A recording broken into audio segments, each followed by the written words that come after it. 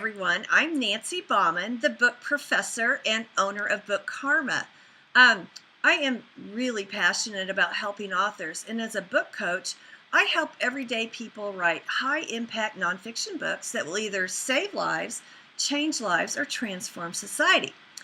And when your book is finished and published, you can market it on Bookarma, which is the international book marketing platform, where authors help other authors market their books globally by sharing their social networks. And it's only $1.99 a month, so it's affordable for every author, and we welcome everyone.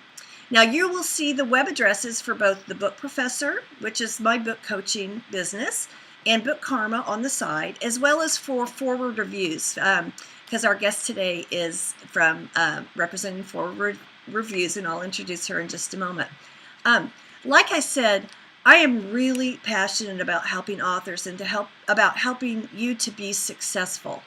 That's why I conduct these weekly webcasts where I introduce you to other professionals in the industry who can help you along the way. Now, Bookarma is a fabulous book marketing tool, but there's no silver bullet. You really need to have a lot of tools in your little toolbox, and that's what I want to do, is introduce you to some other tools that are they're affordable and they're effective, and that's what you want. There's a lot of ways that authors can get rooked in the industry, and publishing is a complicated industry. So I like to have guests to be a resource for you, where you can engage with my guests if you choose to, and go further along your path of success as being an author. Well, I hope you notice the chat box over on the side of your screen. So anytime you have a question, just feel free to type it in there and we'll address it during our time together. Before I introduce you to today's guest, I want to tell you about this month's contest for Bookarma. Now, every month, one of our premier partners offer prizes to Bookarma authors. And this month, BookBaby has given us 3 complete publishing ebook packages, and that's the conversion, that's their marketing, that's the sales tracking, everything, and they're each valued at $2.99. And so authors who are campaigning their books on Bookarma are eligible. And if you're not doing that yet, go ahead. It's $1.99 a month. Start campaigning your book on Bookarma, and you can be eligible to enter our contest. And you'll see the link over here on the side in your chat box that you can click on, that takes you to that page where you can, click on that link. So anyway, I'm hearing a little feedback noise. I don't know. Are you, Jennifer? I am not. Okay. Okay. I'm not sure what that is. But anyway, really encourage you to click on the link, and if you, and to enter the contest and be part of our Bookarma family. So this month, the prizes go to the top 3 authors who refer the most new campaigning authors to Bookarma. So I hope you'll be part of that. So today's guest is, I think what I'm hearing is myself echoing. That's unusual. But anyway, today's guest is Jennifer Szunko from Foreword Reviews. And I have to tell you a little backstory about how we even met. We actually met in October at the Frankfurt Book Fair, and we're both really engaged in the publishing industry and attend different book fairs and conferences, etc. So we first met in Germany, in Frankfurt, in October, and then just a couple weeks ago, we got reacquainted at the PubSense Author Summit in Charleston, South Carolina, and I'm going to see her again Thursday through Saturday in Austin at the IBPA Publishing University Conference. That's the Independent Book Publishing Association, their annual event. So Jennifer is definitely a top professional in our industry, and I wanted to introduce you to her today. She spent about a decade in publishing in both trade and consumer magazines in the hopes and dreams department, as she says. And most recently, she's working with authors and publishers to identify what they want to achieve with their books, and then offering them ideas on how to get there. She is the associate publisher of Foreword Reviews, a media company featuring the award-winning magazine Foreword Reviews, and a website that's devoted to independently published books. Now, I want to tell you a little bit about this magazine because I have a copy of it right here, and it is probably one of the most beautiful magazines. It's like Architectural Digest for indie authors. And Jennifer's going to talk about, it really is beautiful, and I'm probably not doing it justice just by holding it up to the screen. But, you can get your book reviewed by Foreword Reviews. Jennifer's going to take you through that. And, then there are opportunities to have it included in the magazine as well. So, Foreword Reviews is really a top-notch, high-end service provider to independent authors. So I wanted to introduce you today. What Jennifer's here to talk to us today because chasing down reviews is probably one of the most costly and frustrating experiences that authors have. So they've streamlined this for you, and she's going to give us a peek into the practices of their magazine, Foreword Reviews, and they obviously have an associated website. And this will help you learn how to improve your chances of getting a professional review and to sell your books to tens of thousands of libraries and bookstores across the United States. And who wouldn't want that? So anyway, without further ado, you can see Jennifer here, and I welcome you. Hi, Jennifer. Hi, Nancy. Thank you. You're welcome. You're welcome. So we've had a chance to get closely acquainted over our travels and beyond. So I just gave a brief glance at what Foreword Reviews is and does. So maybe you can tell us a little bit about the history of the magazine and why it's important to authors and small publishers. Great. Well, in 1998, Victoria Sutherland, she's our publisher, she realized that trade journals were only writing about books from the major publishing houses, the big New York publishers. And no one was paying attention to the great books that were coming from small presses and independent authors. So she realized there was a great need for this coverage, both in order for the books, the authors and publishers to be discovered, but also a need from librarians and booksellers who were looking for those great books, the well-written books from the small presses, from the indie authors, from university presses that just weren't getting covered anywhere else. So it was just about impossible for an indie book to be discovered by a library or a bookstore, and out of that need, Foreword Reviews was born. Great. The number of books being published was really growing at that time, and librarians and booksellers were just desperate to get a reliable, trusted review so that they would know what books to be ordering. Right. Stocking on their shelves. You mentioned libraries. They're the largest purchaser of books, and for indie authors, it's been almost impossible to break through that. And so that's what is so fabulous about you all, is that the authors can gain that kind of exposure through what I would say, reviews. There are different types of reviews. There's those Amazon reviews that your friends write, and then there are, in the, vetted reviews. What we call, I'm also an English professor, and what we call in the university world is a peer review, which are much more, they carry a lot more weight. So what they have, our authors have review options. What are they? What are they, and which ones are important to target? Well, as you mentioned, there are several review options, but Foreword falls in the category of trade journals. There are other trade journals, Kirkus, PW, Library Journal, Booklist, but for the past 17 years, we have solely focused on the indie authors and the small presses, university presses. Some of those bigger trade journals are now starting to see the importance of the small press, and it's kind of like newsflash. Right. The industry's changed, right? Right. People really do read those books, and right. Thank goodness they do. That's so right. It's still a challenge for authors and small publishers to get into the trade journals. They're competing with the big New York-based publishers that have millions of dollars of budget for marketing and connecting with those trade journals.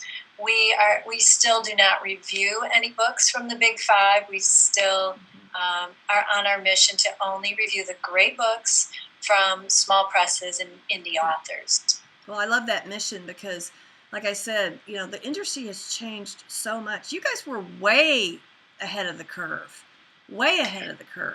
and so now you have all you have all your systems set up, and you're not trying to learn this and trying to think, oh, how do we get these reviews, broadcast out, to our, to potential buyers and stuff. So you're way ahead of the curve. So I'm curious. So they have all these options. So what would make a good? What are the elements of a good book to review? What do authors need to know about their book, or what do they have to have in place before they make a decision to submit it for review? How they go about it. Yeah.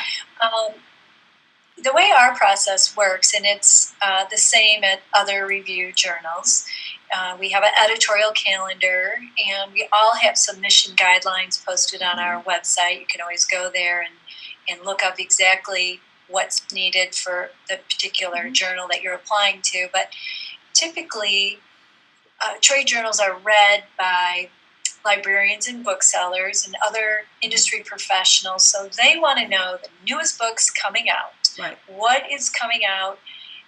Right now, we're working on our fall issue, so we are looking for books coming out in the fall because we want to give them the latest and the greatest information. Sure. It has to be very current. So there's an element of planning involved in this. It's not like, oh, yay, I finally got my book done and I'm sending it to Foreword Reviews, and by the fall it'll be out 7 months, that type of thing.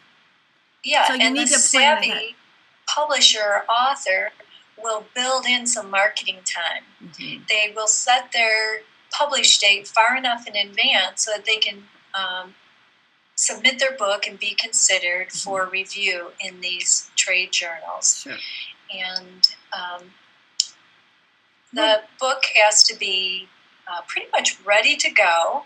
Okay. And fully edited and Let's sit on that for a minute.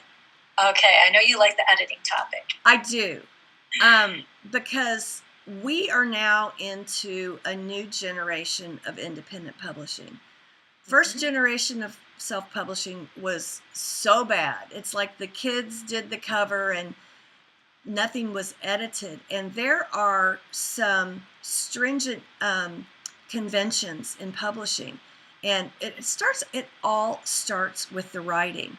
And if you haven't had your book edited by a professional book editor, not the lady down the street who majored in English in college, and not your, college student, or, I know a friend who's, reads a lot. That's not what I'm talking about. I'm talking about a professional book editor, because they will know how to sustain your message through a book-length manuscript. This isn't a blog. It's not an article. It takes a lot to pull your readers from page 1 all the way through the end. And of course, you want them to finish your book. So I'm a big, proponent, when you say fully edited, their book should be able. It's not just punctuation. No, it's not punctuation. It's sentence structure. From beginning to end, from cover, front to back. Exactly. And all these trade journals are receiving hundreds of books every day. Yeah. In addition to, the editors are out looking for new books. Yeah. So if you are 1 in 1,000 books that came in that day, you have to stand out. And if you stand out because you have a typo in your cover, that's not good. Yeah. And not going to get reviewed. Well, and talk about the cover too, Jennifer. I mean, we judge books by their covers. We do. That's your handshake. That's the first impression. So, do you guys get books that have bad covers or unprofessional covers? Definitely not. Good. We are looking I mean, for I the know you best. don't review those, but do you get submissions like that? Oh, we do. We get a lot.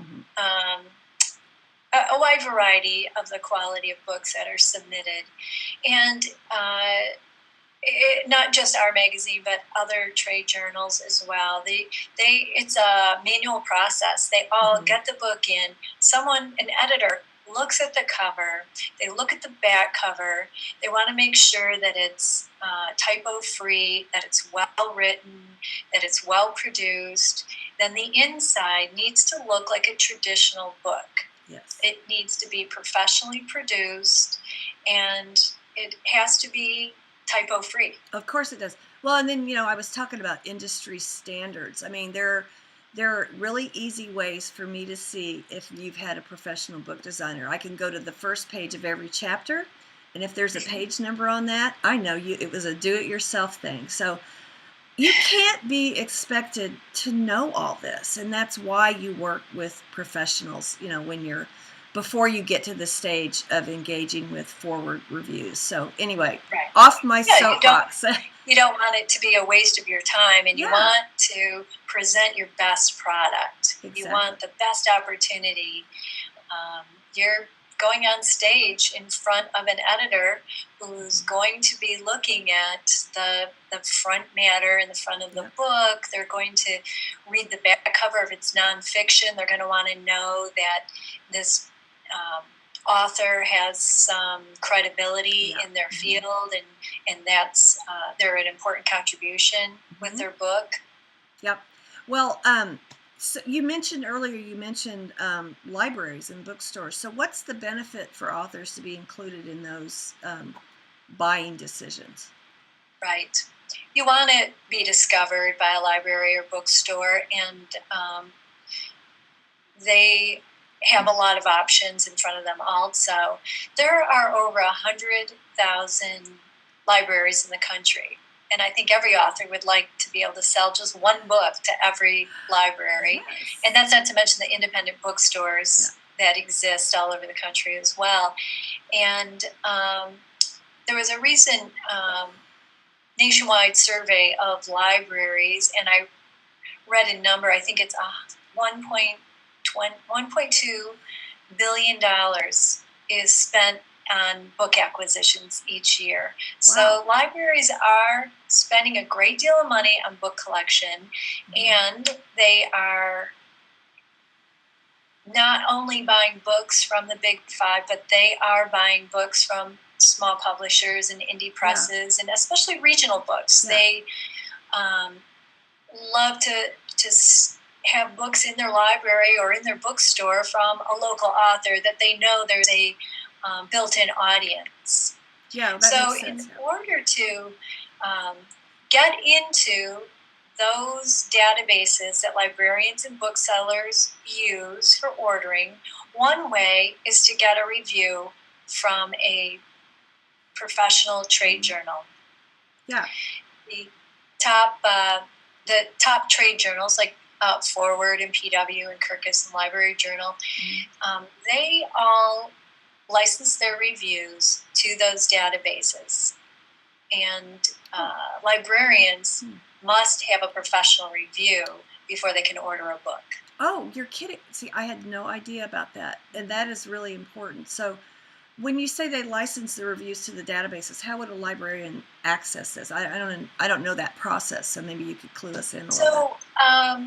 EBSCO, Bowker, Baker and Taylor, Ingram, they all have a wholesale ordering database that libraries and bookstores subscribe to. So they have to go into those databases, and the books that have a review attached are going to have a greater priority. Oh, sure. It's like it's like when you sell something on, I don't know, Craigslist. If you don't have a picture, nobody's going to look at it, right? Yeah, exactly. Yeah. Or, like Amazon. Yeah. And some do order from Amazon as well. And our reviews can also be added on Amazon by the author under editorial reviews. Yeah.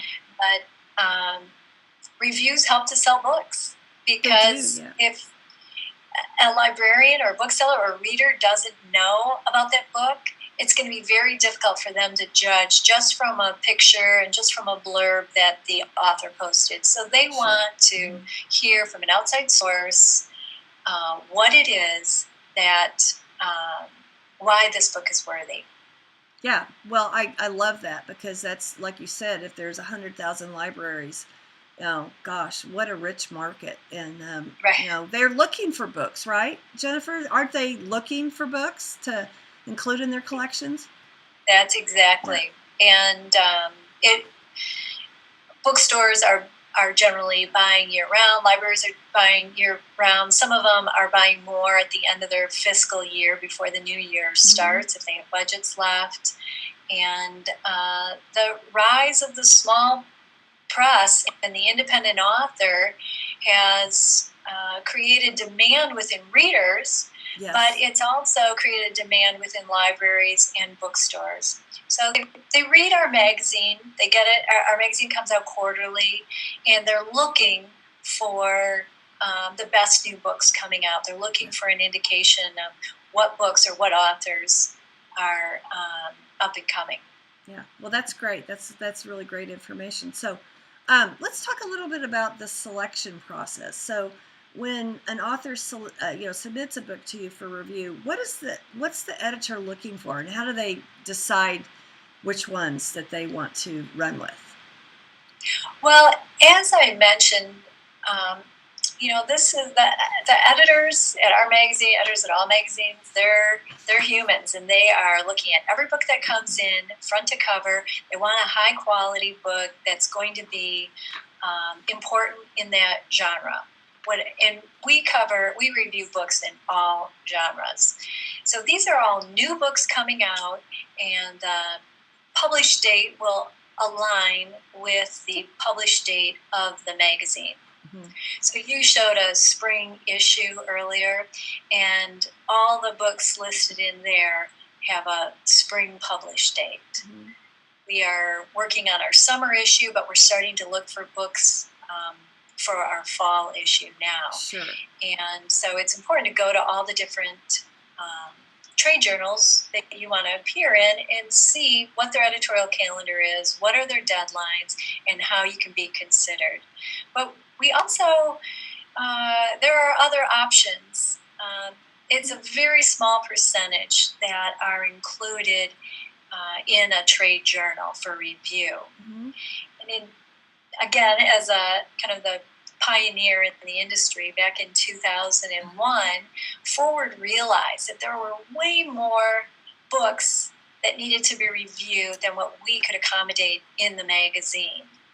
And that's when we created the very first fee for review service. And at the time, it was a very new idea, and some of the other trade journals were skeptical about how it might be received in the industry. Well, like I said, you guys are light years or ahead of everybody else. So, yeah, we've been pioneers, and I know. It can be a struggle when you're on the front line leading like that, but it pays off in the long run, because we have built a very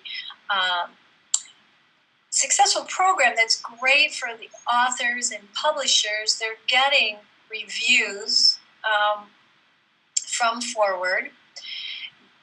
They are an honest critique. They are well written. I mean, we have 4 layers of editing that our own reviews go through. Oh, wow. So you can see the importance that we put on the editing. You mean that when you are writing the review, you mean? Yeah, we have someone that does fact checking. We have someone that looks at the review for content and also grammar. So that's very important, that we're putting out a top quality product as well in our fee for review service. That's called the Clarion Review. Yeah. Well, I'm glad you mentioned that, because about what you all go through when you review it, because I've heard authors, well, at the conference we were just at in Charleston, say that, well, I had my book reviewed by such and such, and all they really did was use the back cover copy, so I don't even know if they read it. But you read these, right? I mean, you by explaining that process of the fact checking and all the quality control issues that you go through. And that's one of the ways that sets us apart is our reviews are a little bit longer. They're about, the clearing review is about 400 to 500 words in length. And starts off with a money quote, something that can be used by a bookstore as a shelf talker. And then the first paragraph of that review is almost a little mini review in itself, which makes it easy to pull out and put on a website like Amazon. And use in marketing. And then the rest of the review is really a critical analysis, and it's not always positive. Sometimes you're going to pay for and receive a negative review. It's not to attack the author or their writing, but it's an honest opinion of what a professional is going to see in your book. Our reviews, we give 1-star reviews and we give 5-star reviews. And it's kind of interesting that it becomes a bell jar shape. Yeah. The distribution of the 1 to 5 stars just sort of organically. We have almost the same number of 1 stars as we do 5 stars. And the bulk of our reviews show up in the 3-star, 2, 3, 4-star area. Yeah. But it's very important that information can be used for marketing if you get a really positive review, but it can also be used as a critique of the book and maybe a reason to go back and make improvements to the book. We have a lot of authors that send us books.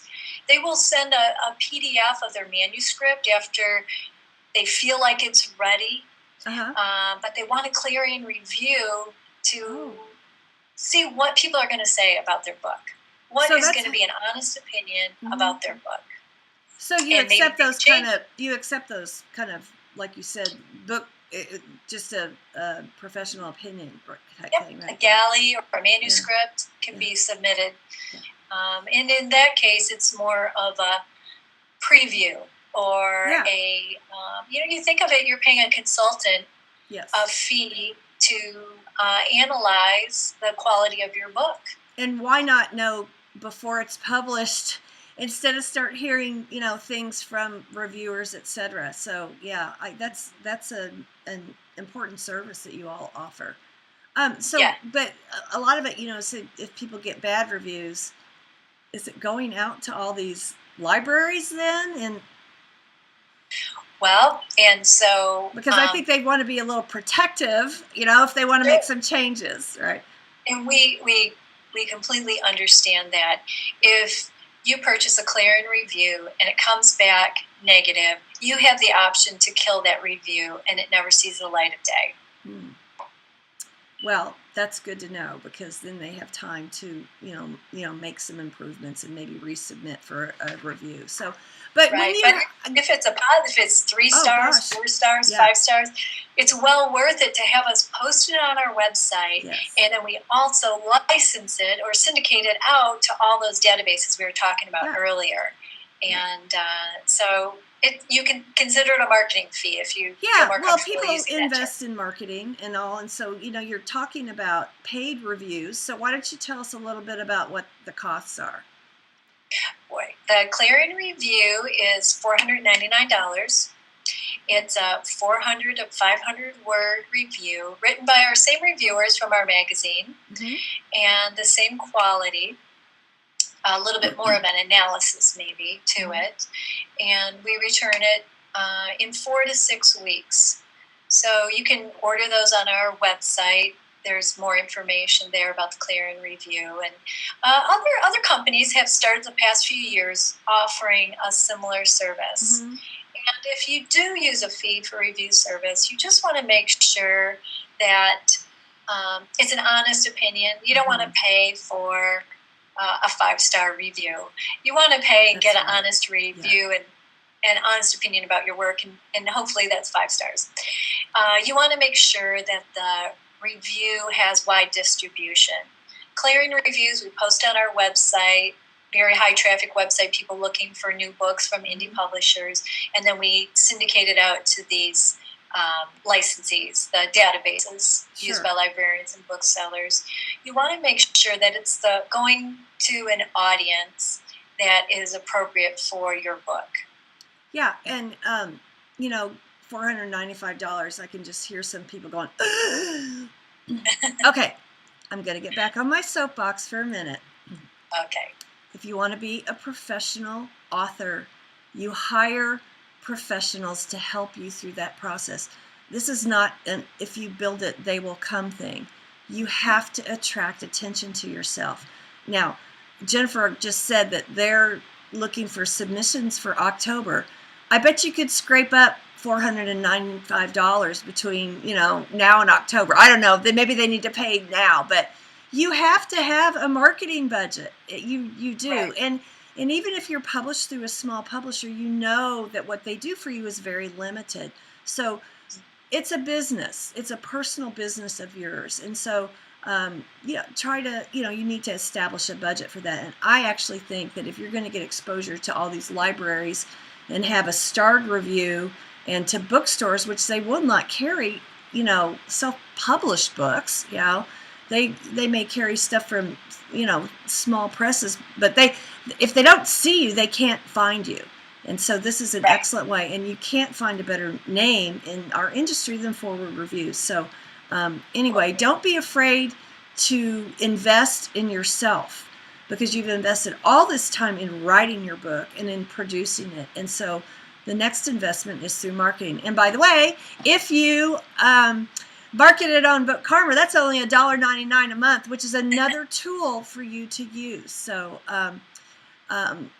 anyway, so we do. And as you know, and I know you've mentioned this before in your blogs, writing a book is one thing, but selling your book it's a business.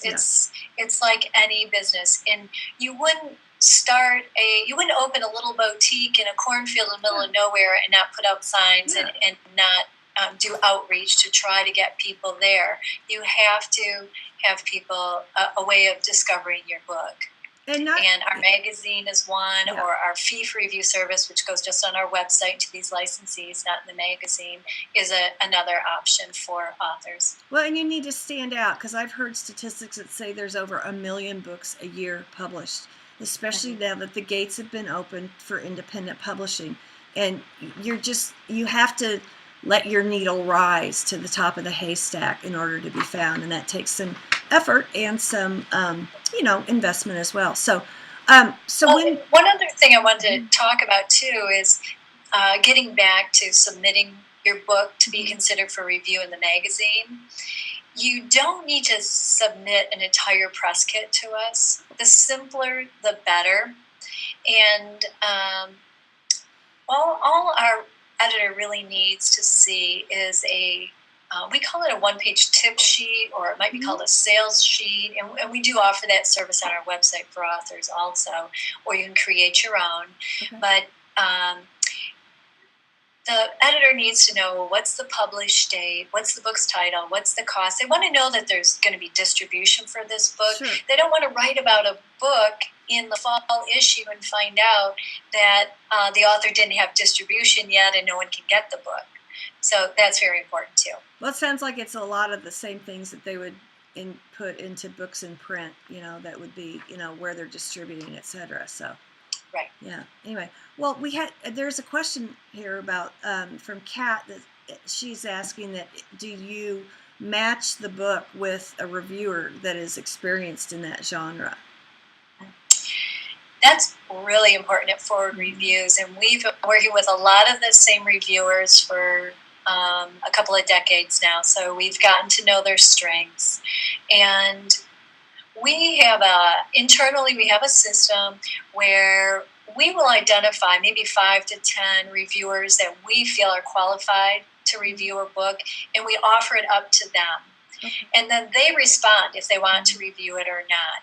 We don't want to push a book onto someone and have them review it, and maybe they don't believe in the philosophy of the book, or they have or they're just not, they're overworked, or they're not ready to review it. So we put the books up and limit it to the reviewers that we feel are qualified to review. So we spend a great deal of time making that connection. Yeah. And I imagine too, again, it's like, do they see the cover and all, those kind of things when they have the option to review it? Those things are so important. We have a list of criteria, things that they have to address in their review. Not to be formulaic, but we want to make sure that all of our reviewers are looking at the same criteria. Right. So that when books are being compared, there's both a subjective and an objective opinion. Good. Well, another question that I have for you. So let's say that they submit it for the paid review, and so what do they do then? I mean, sometimes you just feel like your stuff drops into the black hole. Can they follow up with the reviewers, or what's the suggested protocol for that?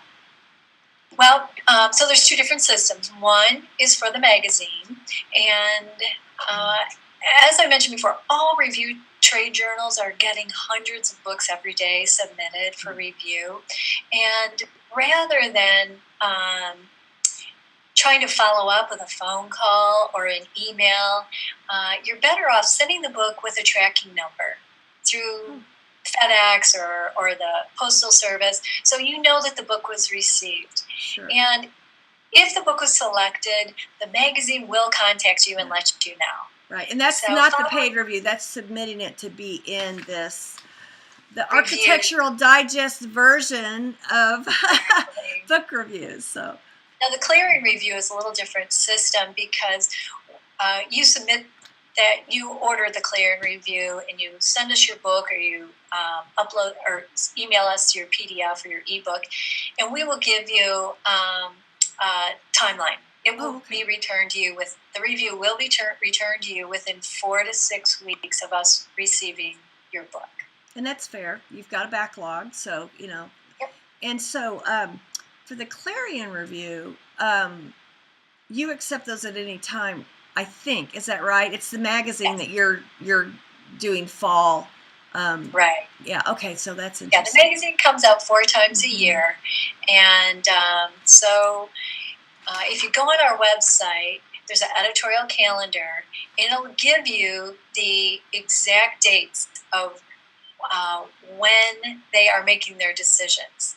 So you'll know, okay, my book's coming out in the fall, I'm submitting it for consideration, and I don't know the date off the top of my head. I think it might be May 15th or May 30th. Mm-hmm. If you haven't heard by May 30th, they've already selected all the books for the fall issue. Okay. Well, okay, so but on the Clarion review, if their book is can they submit it if their book's already out, or if they? Yep. Yeah, I mean, this is for everybody. Or like, what if you had a backlisted title that didn't get any attention a year or two ago? Is that right? Is that just submit your books and maybe try to breathe a little new life into them, or if you don't have if you can't wait till October, to release it. Right, and some people are just impatient, say, you know what, I don't want to wait till the magazine comes out. I want to review right now. Yeah. Or like you said, if it's a backlist title, we review with the Clarion Review Service. That is, we review all books in all genres with any published date.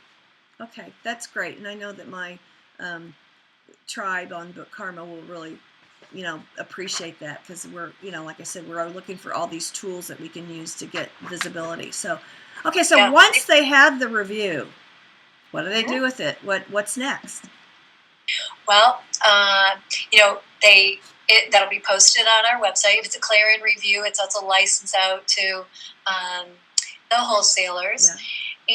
And it's really important to, you get a positive review, shout it out, post it on all your social media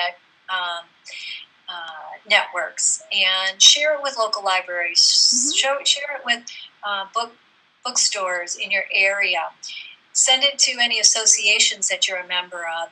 Maybe send it to anybody who's already bought your book in the past and say, hey, this is great news. Maybe you want to buy another copy to give to someone, because look at this great review I've received. You can also create a press release, send it out to the media. So, like you were saying earlier, a backlisted title. Mm-hmm. Maybe it was published 2 years ago. Mm-hmm. This is a great way to bring attention to that book and say, look, Foreword's Clarion Review Service gave us a 4-star or 5-star rating. Well, and another thought that just occurred to me with the beauty of digital publishing is that you can change your cover files at any time and re-upload them. I mean, you could put something on there, 4-star review from, Foreword's Clarion Reviews, or something that's actually on the book too. Right. So, yeah. Exactly. We try to, at the beginning of the review, we have a 1-sentence we call the money quote or the shelf talker. Right. Mm-hmm. And those work great as a quote to put on the back of a book as well. Yeah, that's great. Okay, well, in the beginning when I introduced you, I talked about this hopes and dreams department. What is that, and what's coming with Foreword? Oh, I'm glad you asked. Well, it's our philosophy of our sales department, really. We like to identify what the author's hopes and dreams are for their book. It's going to be different for everyone. And from that, we can sort of prescribe like how we can help, what tools we have available, whether it's advertising in our magazine or it's getting a Clarion review or maybe entering our Indie Fab Awards, our Book of the Year Award program, or taking a book to sending with us to a trade show to get looking for foreign rights sales. Okay. So it's not really a one size fits all. We like to find out what the needs are of our advertiser, of our author, and or our small publishers, and try to help them achieve that. That's great because we know our industry is changing all the time, and you all have been thought leaders and ahead of the curve in many of this, and now you're positioned to grow and offer new services and to really serve authors. And that's the thing that Jennifer and I were talking about earlier when we were preparing for this webcast is we're here to help you. We want to help you be successful. We're not here because we chose this field and this service industry because we believe in books, we believe in authors, and we're here to help. And there are a lot of people out there that are targeting independent authors that aren't reputable. And so, you do want to be careful, but our hearts are with helping you be successful and to helping your book get known, far and wide. So, well, Jennifer, you've given us a lot to think about. And again, you said that the price for the Clarion Review is $4.95. Is that right? $4.99. $4.99, excuse me. Well, and you all on this webcast are the first to hear this, but as you know, we have a different contest every month on Bookarma.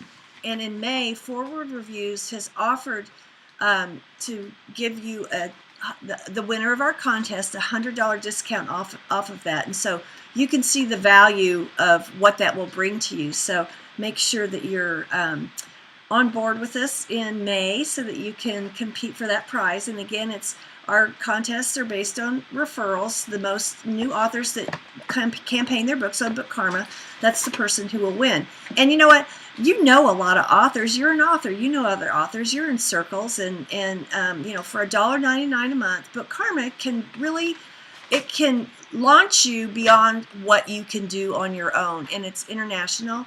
We have authors from 42 countries on the platform. And basically what it does, just a real brief explanation, if you're here and you're not campaigning on Bookarma, what Bookarma does is it allows you to break through the boundaries of your own social networks. So what happens is you import your book using your ISBN.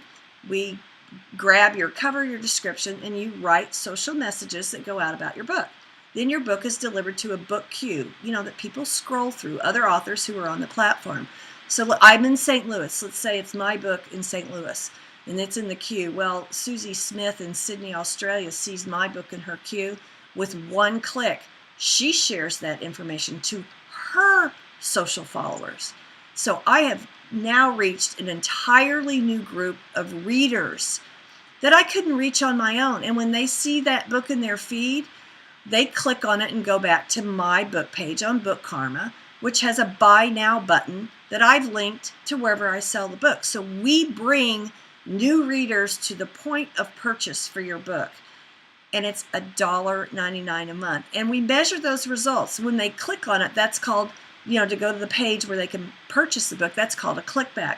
And I'll just give you an example that my own book on Bookarma has been shared about 760 times, and I have gotten over 10,600 clickbacks to my page where people can purchase the book. And you can't get that kind of attention anywhere else. So I encourage you to do that.